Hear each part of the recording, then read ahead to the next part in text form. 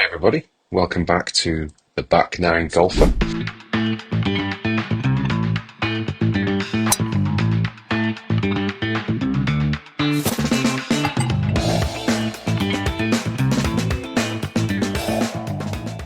Here's a video of me at Quantum, which is a local simulator here in, well, it's Pasig, right, Manila. Let's see, I think this is me starting off. Let's have a look at this.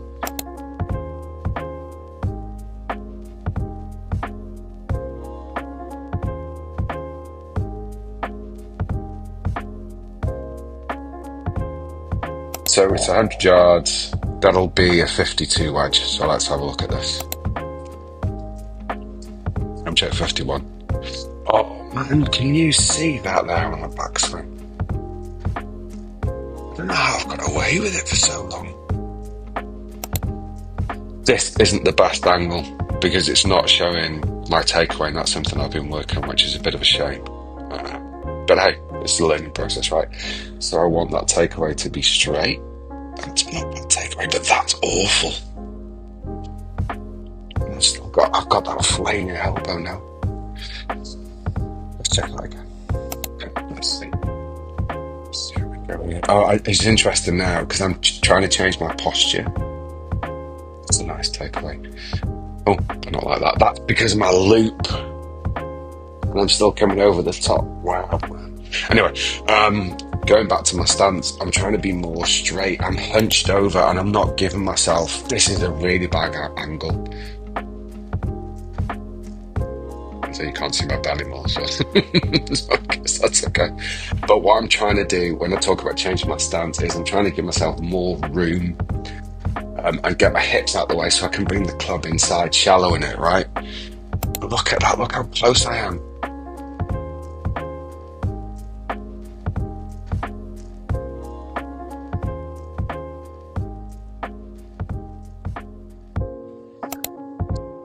I really... It's amazing when you go back and you see and you critique your own swing, you think, oh, it's not that bad. I can do this, I can do that, or I can't do any of that. But then you go back and look at it and you see so many. And I wonder if that's my problem at the moment, because I've been reviewing these videos now. I'm wondering now if I'm seeing all, I was going to say all. I'm wondering if I'm seeing the opportunities I've got to improve, and my brain is trying to fix everything at once. And I think I just need to take a step back. But you can see there, right? Even though the angle's not great, you can see I'm not giving myself any space between my body and the club. I'm super close and I'm super hunched over. I don't know when that started, because I used to have quite a good process in terms of how my setup was. But no wonder. And I think that's why I've started to shank my short game as well, because I've been on the toes with my weight. You kid yourself, no, you kid yourself, you think you've got such a good swing. This is really eye-opening. This is really, really eye-opening.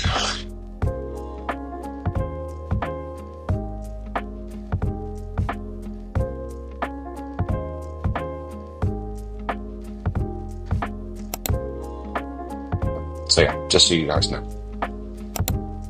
Let's go again.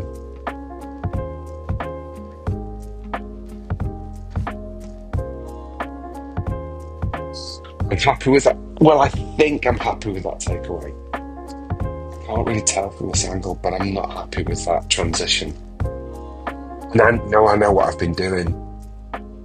So the idea is, okay, so let's have a look at this swing. When I get there, why do I do that? It's so frustrating. It's so annoying. Why do I add that little extra? I don't need to. I just get to the top of my backswing, and then in it comes Paul. Drop the club down. Okay, Brian, come on. Look, you're not giving yourself any room. I think even look at this, my weight feels like it's in my toes. I don't know. I like the finish there. My finish there is pretty decent. I've been struggling with that recently, my finish. There we go.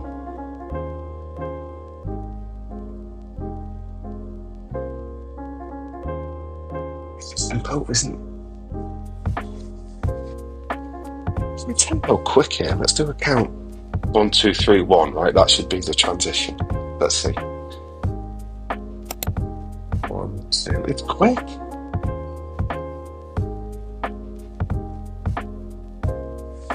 Wow. Wow. And there is so much here. And that's a good thing, right? So,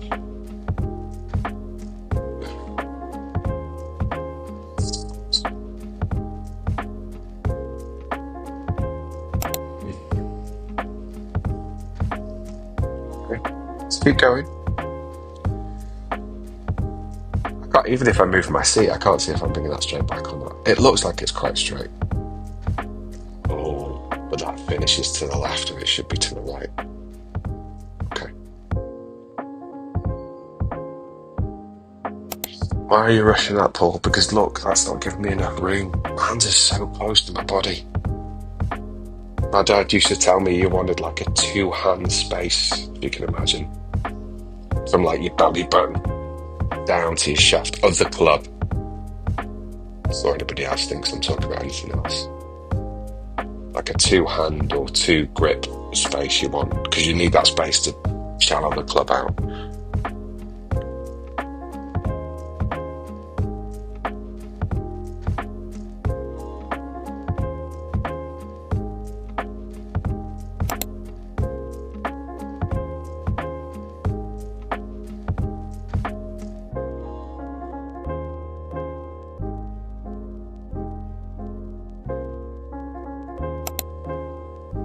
There we go. My shoulder's still flailing now. Look at that there. But I know why that is, because instead of bringing it down, I'm bringing the shoulder out.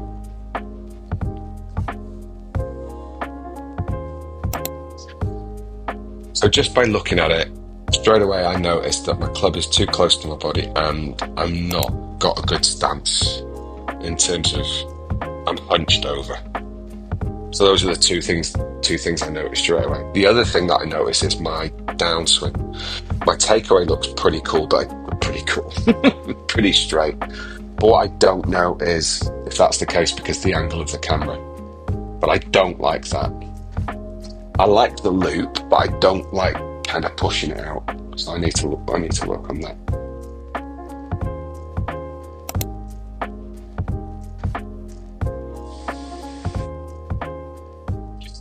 I want to count how long I'm looking over the ball as well. You really shouldn't be spending more than 8 seconds, something like that. Of course, this isn't on the course, and I'm not doing a pre-shot routine, which is unusual for me. Let's see. 1, 2, 3. Okay, not bad.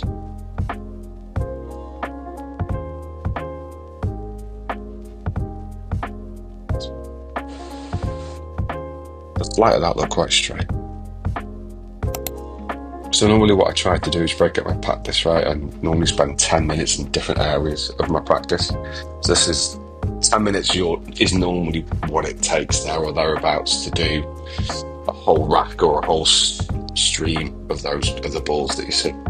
And I normally start with a 60 degree to 50 yards, and then I go up. So this will be my second, not my second, but then this would normally be the second part of my training. This is normally like, again, 100 yards with a 52 degree wedge, and I've whacked that one. There's no finesse in that at all. Yeah, there we go. So that will complete that 150 yards with an 8 iron. So let's have a look at this. I seem to have given myself a bit more room in the body. That's good.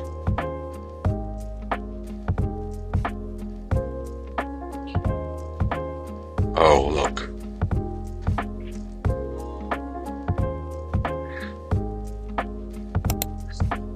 So what's interesting is that I've been kind of hung up really on my club path, the in to out, because I have a really, really bad slice. So I want to be more of an in to out rather than an out to in swing. And I try to get that too as not happy. I try to get to that as like no more than from an out to in, like 4 degrees. And anything below that, ideally in to out, is a good place for me to be. It certainly helps, but I'm really, really struggle with that because I understand it now. I don't fire my hips, which makes sense to me now looking at this. Because what you want to do is you want to lead with your hips and then your upper body follows. I wonder if we can see it on this swing. Let's see. So take away. Yeah, see there? My shoulders go first, not my hips. That's why all the gym stuff that I do and share with you, that's all about the rotation so that I can separate the top half of my body. I always thought my hips, not always, that's the wrong phrase. Recently, I thought I was doing a better job on my hips, but this tells me that I'm not. Let's see. So hips go first. No, they don't.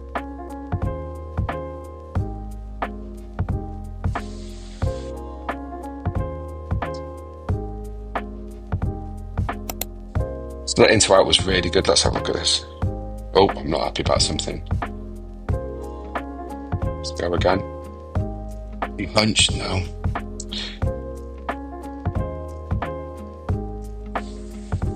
I'm hunched, but in terms of space, there's more space on the 8 iron than there was with the 52.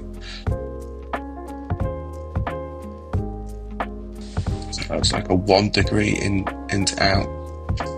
It's never going to be always the same, right? It's never going to be always the same. I'm not a pro. But what I'm trying to do is minimize the dispersion between out to in and to out so that I'm more consistent when it comes to actually playing on the course.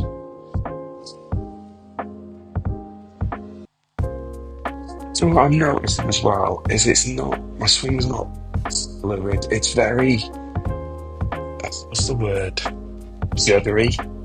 It's like I know these sections are in my swing.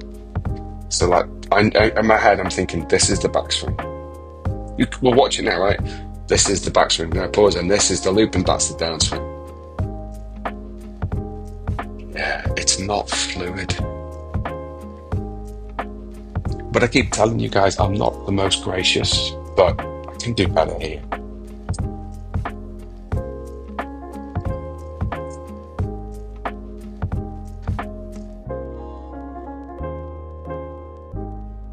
Oh my God, look at that out my right shoulder then.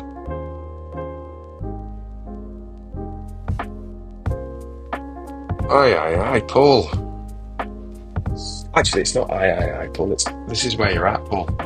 Right? This is where your opportunities lie. This is the acceptance of where I am right now in terms of my golf swing and what I need to do to improve it. And is it going to happen overnight? No, it's not. I need to start seeing the golf course and accepting the golf course as a place of opportunity rather than a place of threat. Because you know what it's like, right? You head into the course and you're thinking, right, what am I going to shoot today? And all of a sudden you start to think about the things that could go wrong. Oh, what if I take a 3 off the first tee? What if I find this? What if I find water? What if I find bunker? Things are going to go wrong. But I think in terms of accepting that things are going to go wrong, but seeing the course as a place of acceptance, seeing the course as a place of opportunity changes how you view, right? Changing how you view the golf course. And now I'm trying to focus more on the output, right? No, not even the output, sorry. The process. Enjoying the process. And while I'm going to quantum or any type of range session, what I'm doing there is trying to improve my swing, right? Trying to focus on the improvements. What I've learned recently is the improvements should just stay there. So there's no point trying to correct your golf swing when you're playing on the course. That's what your training sessions are for, right? That's when you go to like the range or the simulator or the gym or whatever. So you have to accept that when you go to the course, that's where you are. You have to accept that that's where your swing is and that's where you're going to meet your swing on that day. Look at me getting frustrated and it's only a training session. This is not a good example that I'm saying. But I've learned that recently that when I'm at quantum or a range, that's really where I'm looking to improve my swing. That's my practice, right? My deliberate practice, and I'll talk about deliberate practice in a minute. Um, and when I'm on the course, I should just accept it for where I am. Sometimes my driving will be awful. Sometimes my irons will be awful, right? Sometimes my chipping will be awful. Sometimes my putting will be awful. It's very, very rare that you're going to get all those elements of your game functioning to the highest level at the same time, and that's okay. But then you have to accept it, right? You're gonna have to accept that maybe on today my driving isn't so good, or I can't hit 6-9, or my chipping is awful, or I'm gonna three putt everything. The trick is to accept it, but don't try and then fix it on the course. Go back to your sim, go back to your range, and try to put in your changes there. Okay, and then talking about deliberate practice, I've recently discovered that when I think I'm going to the range and I think I'm practicing, I have a set routine in terms of the wedges and the distance that I use. However, what I don't have is a deliberate practice in terms of today I'm going to focus on my takeaway, or today I'm going to focus on my loop or my downswing or bringing the up. That bit when I come to practice is something I don't have. So I'm going to make more of that was horrible. More of a deliberate effort to focus on certain elements of my swing when I'm at like the simulator or the range. So yeah, that's it.